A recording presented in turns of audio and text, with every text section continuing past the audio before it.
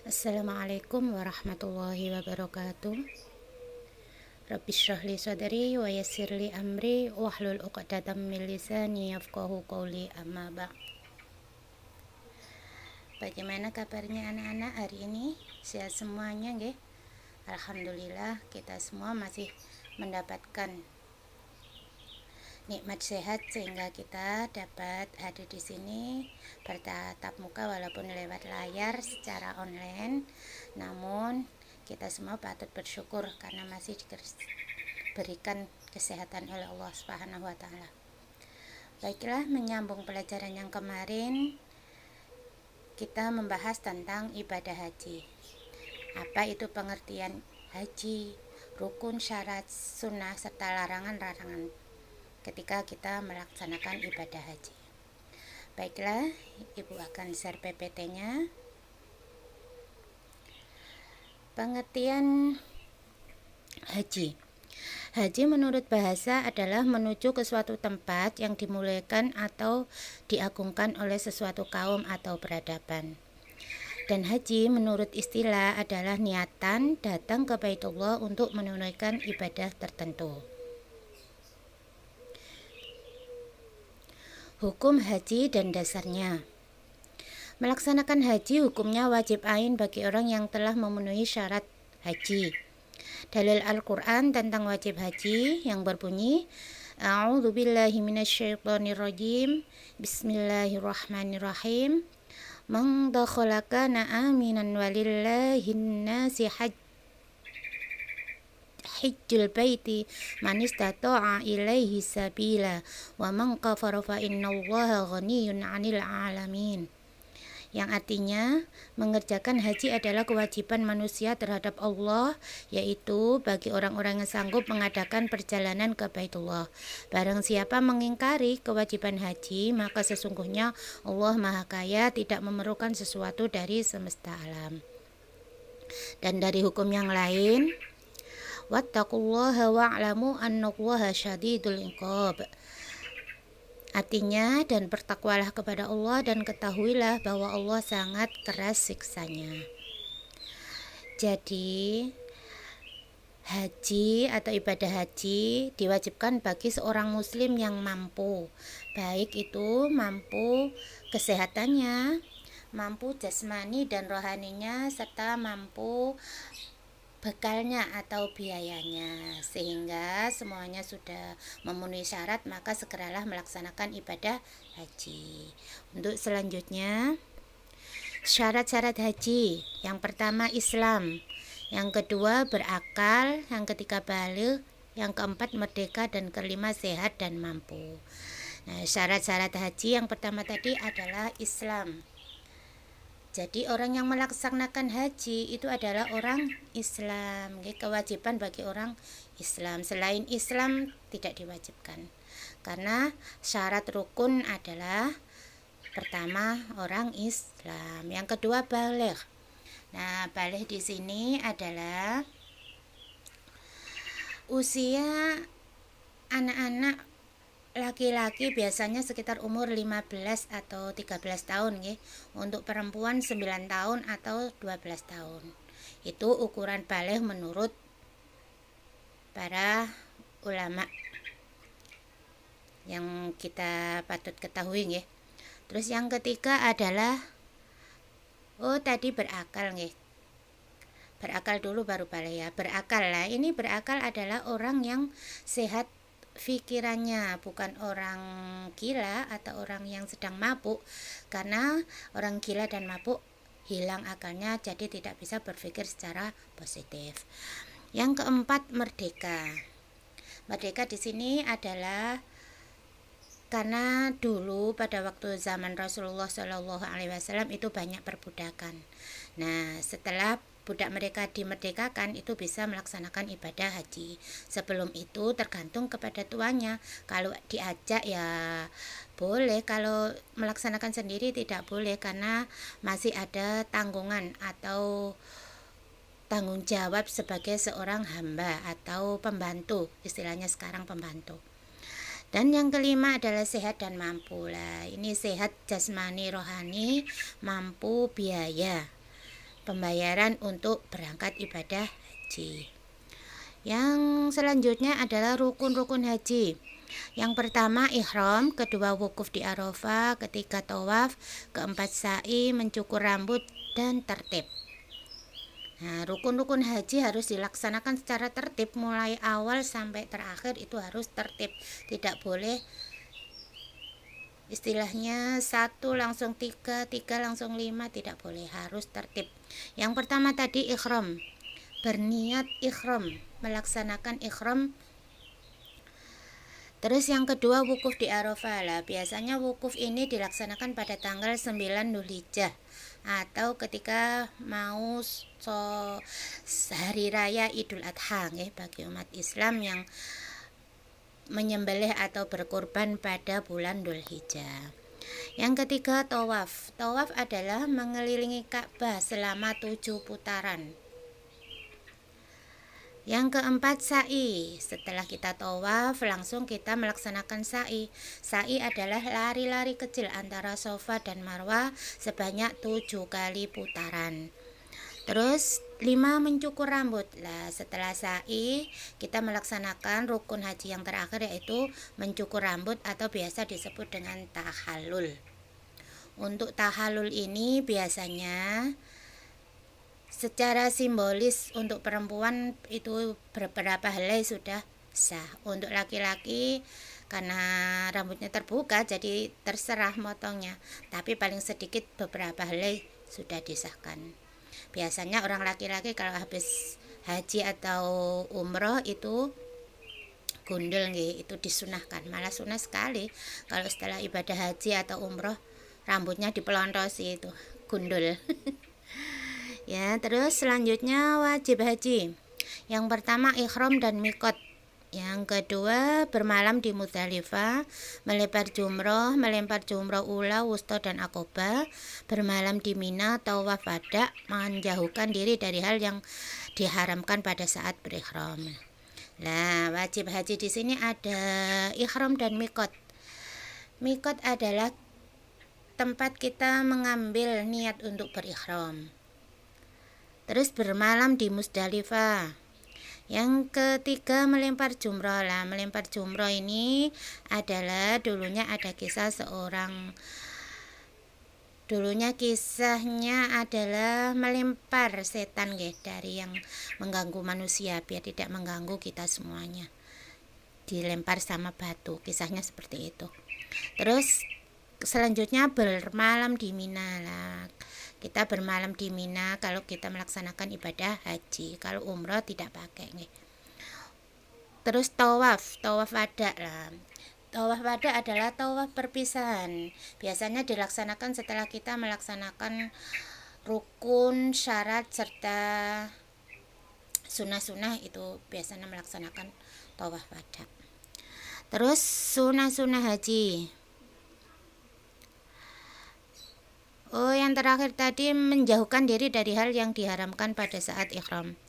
Jadi ketika melaksanakan ibadah haji dan umroh itu ada larangan-larangan setelah kita melaksanakan niat atau setelah berniat ihram ketika kita mikot di suatu tempat Sunah-sunah haji adalah mandi sebelum ihram, menggunakan kain ihram yang baru, memperbanyak talbiyah, melakukan tawaf qudum atau tawaf kedatangan, sholat 2 rakaat, bermalam di Mina, mengambil pola ifrat, mendahulukan haji daripada umroh, tawaf wada yaitu tawaf perpisahan.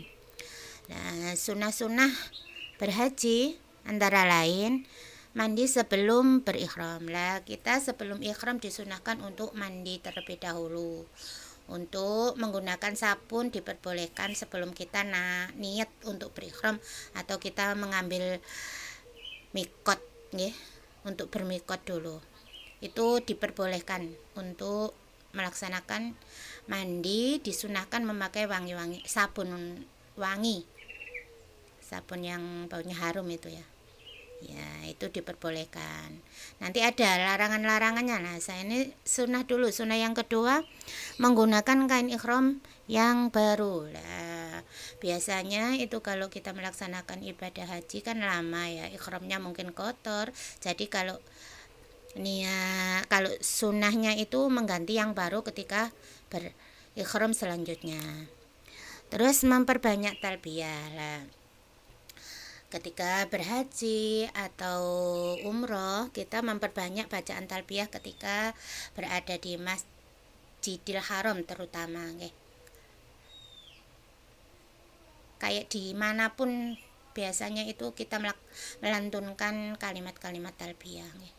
Labbaik Allahumma labbaik, labbaik la syarika laka labbaik, innal hamda wan ni'mata lak wal mulka la syarika lak, innal hamda wan ni'mata lak wal mulka la syarika lak.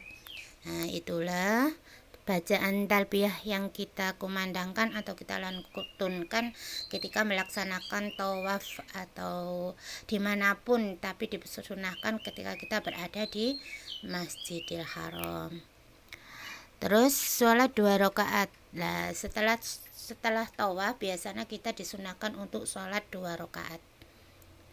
Ketika habis tawaf 7 putaran, kita menepi ke pinggir untuk melaksanakan sholat sunnah 2 rakaat. Terus 6 bermalam di Mina.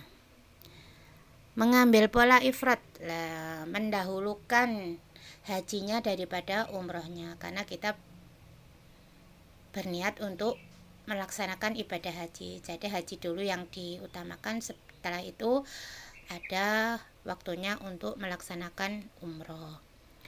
Terus tawaf wada lah, itu tadi ada tawaf wada nggih. Tawaf wada adalah tawaf perpisahan yang dilaksanakan setelah melakukan melaksanakan rukun syarat haji. Nah, itu ada tawaf wada. Itu hukumnya sunnah, okay.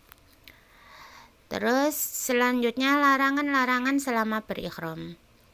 Bagi laki-laki dilarang menggunakan pakaian berjahit. Nah, ini ketika ikhram kita hanya menggunakan selembar atau sehelai kain, tidak boleh dijahit. Untuk laki-laki cukup dibungkuskan ke tubuhnya.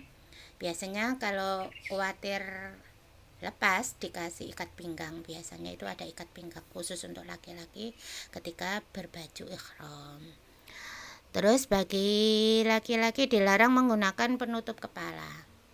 Nah, untuk laki-laki dilarang pakai topi, kopias yang menutupi kepala, seperti surban juga bisa lah. Itu di larangan nggih, itu menjadi larangan ketika melaksanakan ihram.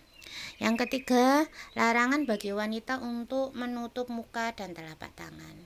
Nah, untuk perempuan ini biasanya diperbolehkan ya, untuk membuka atau memperlihatkan wajah dan telapak tangan. Karena itu larangan ya bagi wanita untuk menutup muka lah. Jadi boleh terbuka telapak tangan dan wajahnya. Di saat ihram baik laki-laki wanita tidak boleh memakai wangi-wangian. Nah, itu tadi. Sebelum berikhram kita mandi dulu. Setelah mandi itu boleh pakai wangi-wangian. Karena sebelum mengambil mikot, mengambil niat ihram. Kalau sudah berniat ihram tidak boleh mandi pakai sabun, pakai air biasa. Tidak boleh pakai wangi-wangian. Pokoknya yang berbau wangi itu tidak diperbolehkan. Itu menjadi larangan ketika berikhram.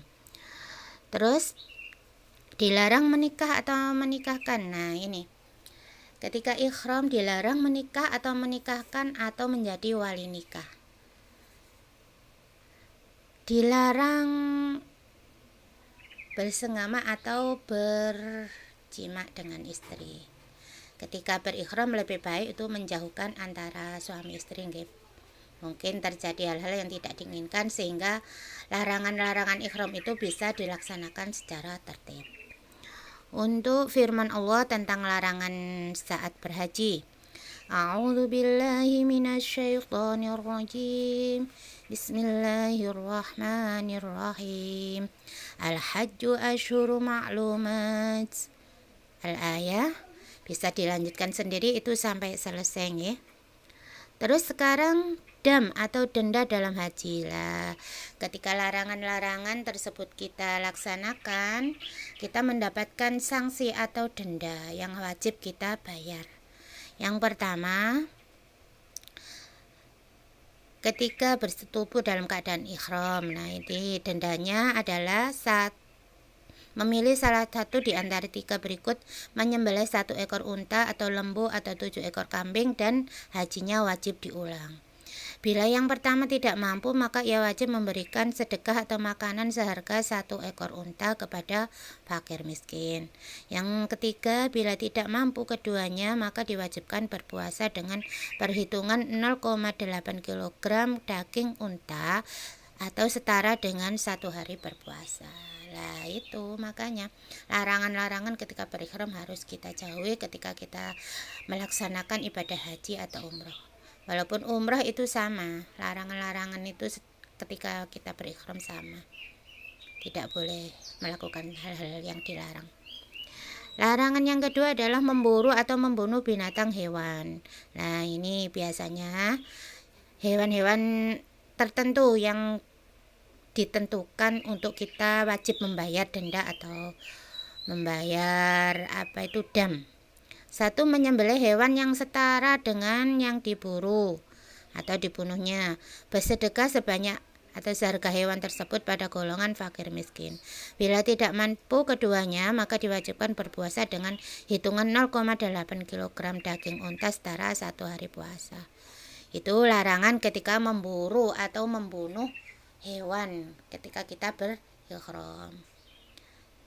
Yang selanjutnya adalah melakukan hal larangan sebagai berikut: mencukur rambut, memotong kuku, memakai pakaian berjahit untuk laki-laki, berminyak rambut, dan lain-lain, maka dikenakan dengan denda. Pilihan yang pertama, menyembelih 1 ekor kambing, berpuasa selama 3 hari, bersedekah sebanyak 9,3 liter makanan pada 6 golongan orang fakir miskin. Nah, ini ketika berihram kita dilarang untuk memotong kuku, memakai pakaian berjahit, memakai wangi-wangian, atau berminyak rambut. Nah, pakai minyak rambut tidak diperbolehkan ketika berihram. Selanjutnya, melaksanakan haji tamattu atau qiron. Dikenakan denda sebagai berikut: menyembelih 1 ekor kambing.